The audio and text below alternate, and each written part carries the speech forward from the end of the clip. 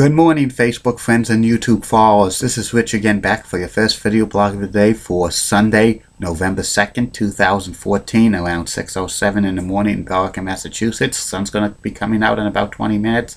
It's been about a kind of a damp and dreary night. We had some snowflakes, but nothing fell on the ground significantly, and everybody got an hour of sleep. But bad side about that, the sun's going to be going down at 4:30, and it'll be going down before 5 for the next 11, 12, 13 weeks. And we're under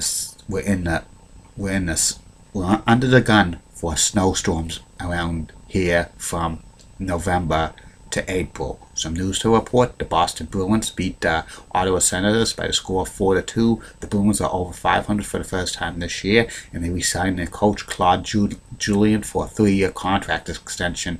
Good for them. I think Claude's a great coach, and the Bruins have prospered over him for the last several years.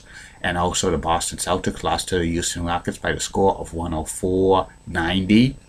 Drops the Celtics record to 1-1, and the UMass Lowell Riverhawks beat the UNH Wildcats by a score of 8-2, and the UMass Lowell Riverhawks are 5-1-1 in the young season. Pretty good for the Riverhawks. They lost some great players this past year, but they're doing pretty good.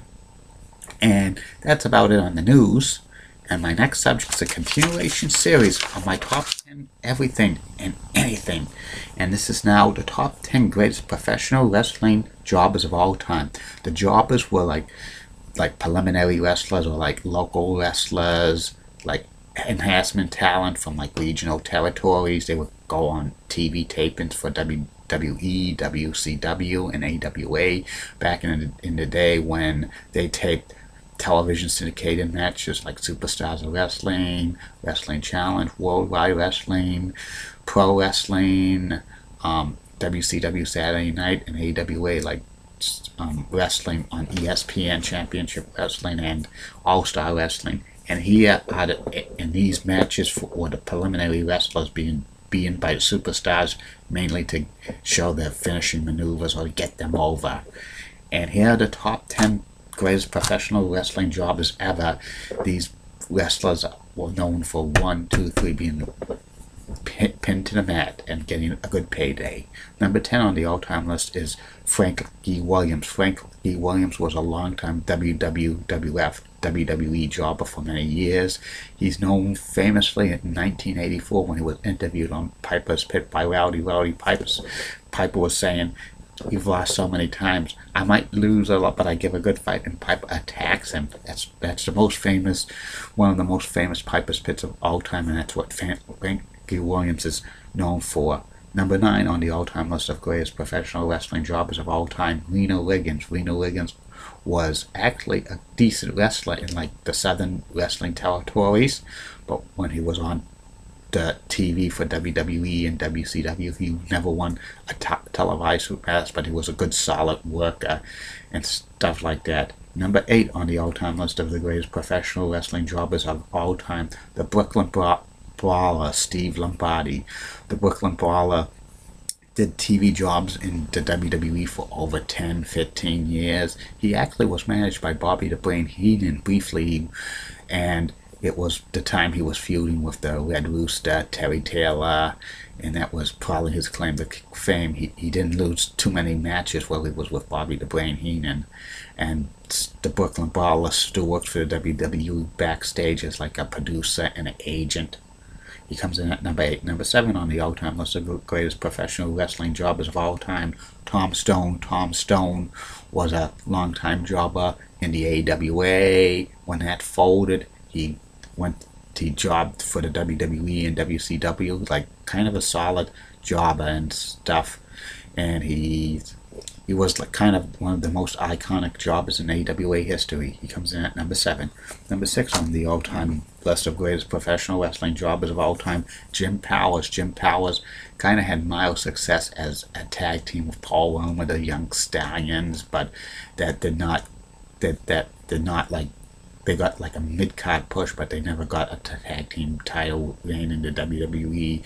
After the Young Stallions broken up, Jim Powers jobbed a lot on television and WWE and eventually in WCW and stuff. He was real jacked up when he went to WCW. He was actually managed by Teddy Long, and there was rumors he was on the juice. He comes in at number 6. Number 5 on the all-time list of greatest professional jobbers of all time, Dwayne Gill, also known as Gillberg. Dwayne Gill, another one solid jobbers.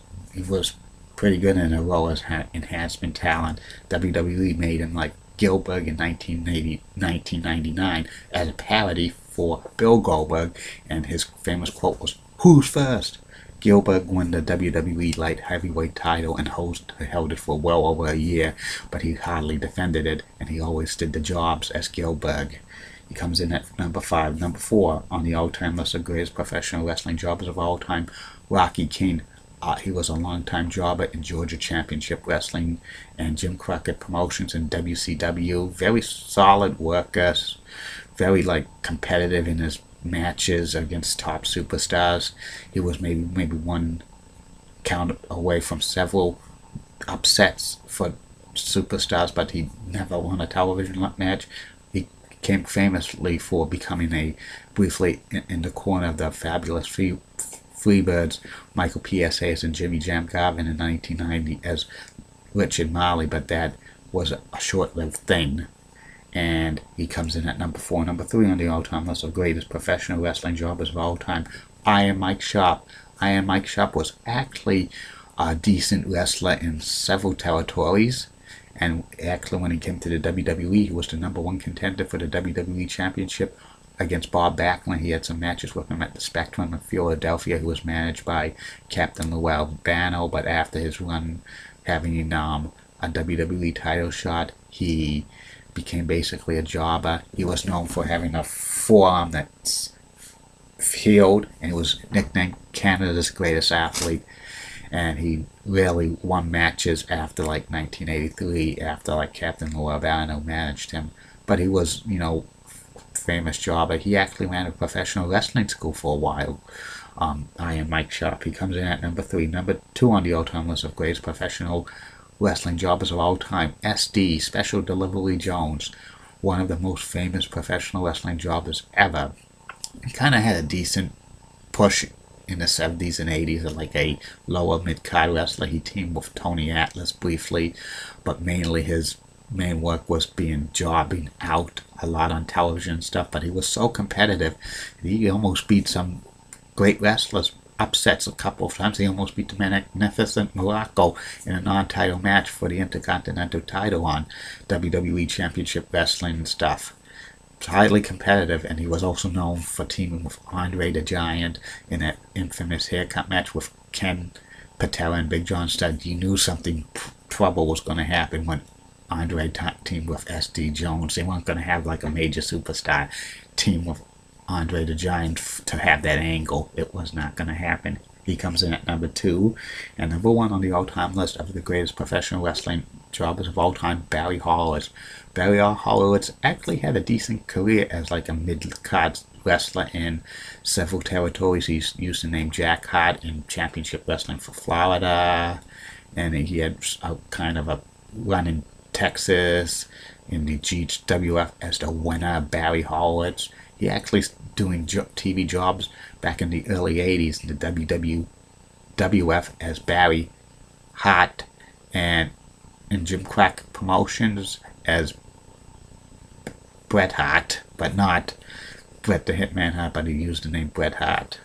And then he went to the WWE doing TV jobs beginning in 1987, and his famous thing was patting himself on the back, and he was real competitive, even though he lost many of his matches. But every time in the early 90s, he seems to be getting competitive when trying to beat the superstars, and actually he turned face in 1995, and he actually got a couple of major victories over Skip of the Body Donners, and then that's what was his claim to fame, beating Skip and stuff. But he eventually jobbed again and went to WCW and jobbed more. He's basically retired from the wrestling business. He's now a nutritionist, but that was his claim to fame. beating Skip of the Body Donners. And that's about it on that. I'll be back later on Facebook friends and YouTube followers for 2 more video blogs. One is about the shops of Billerica, and the other one's a personality profile about former NBC and ESPN sports announcer Jim Simpson. And don't forget, Facebook friends, YouTube followers, send me questions for future video blog. They'll be answered. Okay, have a good day.